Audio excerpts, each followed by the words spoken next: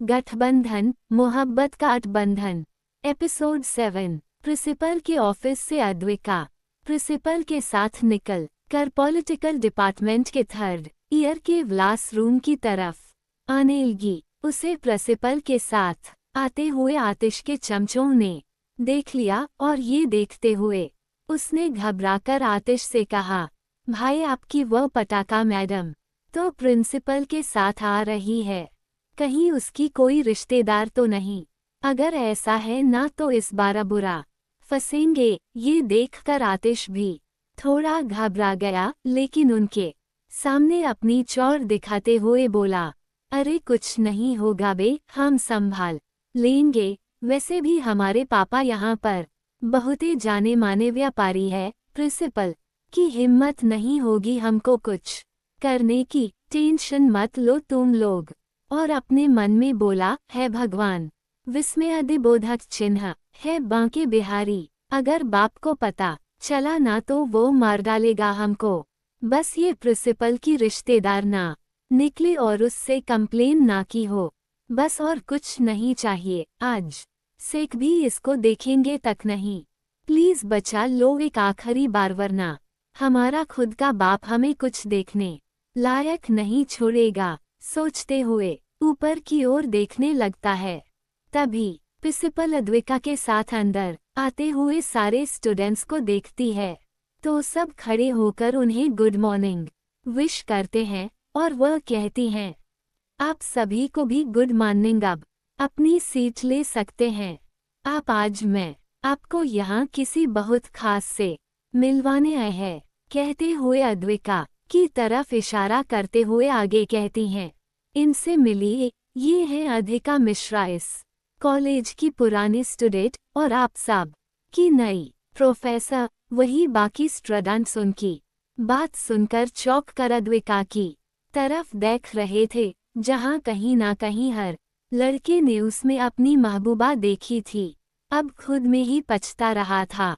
वहीं जिन लड़कियों को उससे जलन हो रही थी वो उसे देखकर अब खुसफुसाते हुए कहने लगी, शी इज सो प्रिटी, यह इतनी सुंदर है, कौन कहेगा ये टीचर है। तभी एक लड़की बोली, ये तो मेरी रोल मॉडल बन गई है, मुझे भी इनके जैसा बनना है, खुद को ऐसे ही मेंटेन करना है। मुझे तो लगा था ये कोई स्टूडेंट है। हाय कहते हुए अपने गालों पर हाथ रखकर अधिका को देखने लगती है। तभी कोई पीछे से बोलता है, अब तो क्लास की अटेंडेंस 100% होगी, जिसे सुनकर सब हंसने लगते हैं। तभी प्रिंसिपल मैम गुस्से में कहती हैं, बिहेव योरसेल्फ, यह क्लासरूम है, कोई मार्केट नहीं। अगर अधिका ने मुझे किसी के भी बारे में कुछ भी बताया तो उसे या तो रेस्टिगेट कर दिया जाएगा या पेरेंट्स के साथ बुलाया जाएगा, समझे। उसके बाद अधिका की तरफ मुड़ के बोली, अब मैं यहाँ से चलती हूँ, तुम क्लास लेना शुरू करो, कहते हुए मुस्कुराकर वहाँ से चली गई। तभी अधिका ने एक नज़र आतिश को देखा और बाकी लोगों से बोली, उम्मीद है सबको मेरा परिचय मिल गया होगा, और अगर भी ना मिला हो तो प्रिंसिपल मैम को वापस बुलाना मेरे बारे में जानने के लिए, ठीक है। कहते हैं अपने बालों को समेट कर जुड़ा बनाने लगी और आगे बोली, खैर हम इन सब बातों में वक्त जाया नहीं करेंगे, चलिए राष्ट्रवाद के बारे में पढ़ना शुरू करते हैं, क्योंकि कुछ लोग ऐसे हैं जिनको पढ़ाई से ज़्यादा लड़कियों के नाम जानने में और उन पर कमेंट पास करने में रुचि है। तो ऐसे लोगों से मुझे बात करने का शौक तो कतई नहीं है, और अगर बात करने लगी तो कहीं लात ना चल जाए, इसलिए आगे ही बढ़ना बेहतर है। कहते हुए घूरकर आतिश और उसके चमचों को एक इंजर देखती हम वहां मुड़कर बोर्ड में कुछ लिखने लगती है। तभी आतिश खड़ा होकर उससे कहता है, मैम हमें आपसे कुछ कहना था, कहते हुए अपनी नजरें अपने चमचों की तरफ एक बार करता है और फिर आगे अधिका की तरफ देखते हुए नजरें झुका कर कहता है, वह हम आपसे माफी मांगना चाहते थे। अगर हमें पता होता कि आप प्रोफेसर हैं तो हम ऐसा कभी नहीं करते। I am sorry. ये सुन अधिका एक छोटी सी मुस्कुराहट लिए उसकी तरफ आती है और उसे देखते हुए कहती हैं, ये तुम नहीं, तुम्हारे अंदर एक प्रोफेसर का डर बोल रहा है। जिस दिन खुद अंदर से अपनी हरकत पर शर्मिंदा हो गए ना, उस दिन माफी मांगना कर दूंगी माफ। कहते हुए आगे कहती हैं, तुम्हारे लिए चलते फिरते किसी पर उसके रंग रूप पर कमेंट करना बहुत आसान है। शायद तुम्हें मजा आता होगा ये करके, लेकिन एक बार सोचकर देखो उस इंसान पर क्या बीतती है जिसके साथ तुम ये करते हो। तुम्हें पता है तुम जैसों की वजह से लड़कियां खुद घर से नहीं निकलती और उनके माँ बाप भी निकलने देना नहीं चाहते, और तुम ही वह लोग हो जो कहते हैं कि लोग अपनी सोच छोटे किए बैठे हैं। तुम अपनी सोच को कभी बड़ा करो क्या पता लोग भी बदल जाए और शायद तुम भी बदल जाओ और लोगों का तुमने देखने का नजरिया भी बदल जाए, और उस दिन शायद तुम्हें मुझसे या किसी से भी माफी मांगने की जरूरत न पड़े। किसी डर की वजह से कहीं हुए मुड़ कर ब्लैक बोर्ड की तरफ वापस जाने लगती है और एक पल रुक कर आगे उनकी तरफ देखकर एक बार और कहती है, किसी और का नहीं अपने घर की किसी लड़की के बारे में सोचकर देखो कि उसके साथ कोई ऐसा करेगा तो कैसा लगेगा। उसके बाद तुम्हारी खुद की हिम्मत नहीं होगी किसी के साथ ऐसा बिहेव करने की, खुद ही बदल जाओगे उस पल। कहते हुए बोर्ड पर आती हैं और टॉपिक को पढ़ाने लगती हैं। वही बाकी बच्चे भी उसे ध्यान से सुनने लगते हैं और आतिश उसकी कई बातों पर गौर करने लगता है। दूसरी तरफ दिल्ली में आज के दिन की शुरुआत भी सोहम के लिए वैसी ही रही जैसी पिछले दिन की थी। उसे कोई सामान अपनी जगह पर नहीं मिल रहा था और ना ही खाने का टेस्ट पसंद आ रहा था, लेकिन फिर अभी आज वह किसी से कुछ नहीं बोला और सीधे ऑफिस चला गया, जहां उसे जय भी आते हुए मिल, जो अपने फोन पर खा छोटे भानगी से बात कर रहा था और कह रहा था, तुम रेस्ट करो, कल भी तुम लेट से सोई थी और तुम्हारी तरबियत भी सही नहीं है। मैं आज हाफ डे लेकर आऊंगा, टेंशन मत लो, ठीक है? अपना ख्याल रखो, बाद में बात करता हूँ। कहते हुए वह फोन रखकर अपने केबिन की तरफ चल देता है। उसका ध्यान भी सोहम पर नहीं जाता। वही सोहम उसे शुभांगी से ऐसे बात करते देखा अपने मन में कुछ सोचने लग जाता है और सोचते सोचते अपने केबिन में चला जाता है। वहां पर बैठकर अपना काम देखने की कोशिश करने लगता है, लेकिन पिछले दिन की तरह ही आज भी उसका मन अपने कामों में नहीं लग रहा था। तभी उसने विक्रम को अपने पास आने के लिए कॉल किया और जैसे ही वह आया, सोहम उससे बोला, जितनी जल्दी हो सके अधिका के बनारस वाले एड्रेस की पूरी डिटेल्स मुझे ला कर दो। ये सुनकर अनायासी विक्रम के मुंह से निकला, क्या आपकी शादी को 3 साल हो गए और आपको उनका एड्रेस तक नहीं पता? जिसे सुनकर सोहम अपना सर उठाकर विक्रम को एक नजर घूरता है तो विक्रम, सॉरी सर, अभी ला कर देता हूँ, कहते हुए वहां से निकल लेता है। वही उसकी बात कहीं ना कहीं सोहम को सोच में वापस डाल देती हैं, पर अगले ही पल वह खुद को दबाते हुए कहता है, सोहम भूल मत तू कौन है। यू आर द ग्रेट सोहम श्रीवास्तव। उस इंसान के रहने ना रहने से तेरी जिंदगी में कोई फर्क नहीं पड़ रहा। ये छोटे मोटे फर्क कुछ दिनों में तू भी भूल जाएगा, बस सालों की आदत है, वक्त लगेगा लेकिन भूल जाएगा। कहते हुए वापस काम करने लगा। कुछ देर में विक्रम आकर उसके पास एड्रेस की इंफॉर्मेशन रख गया, लेकिन अपने ईगो के चक्कर में उसने उसे चेक किए बगैर ही अपनी जेब में रख लिया और फिर से अपने काम में लग गया।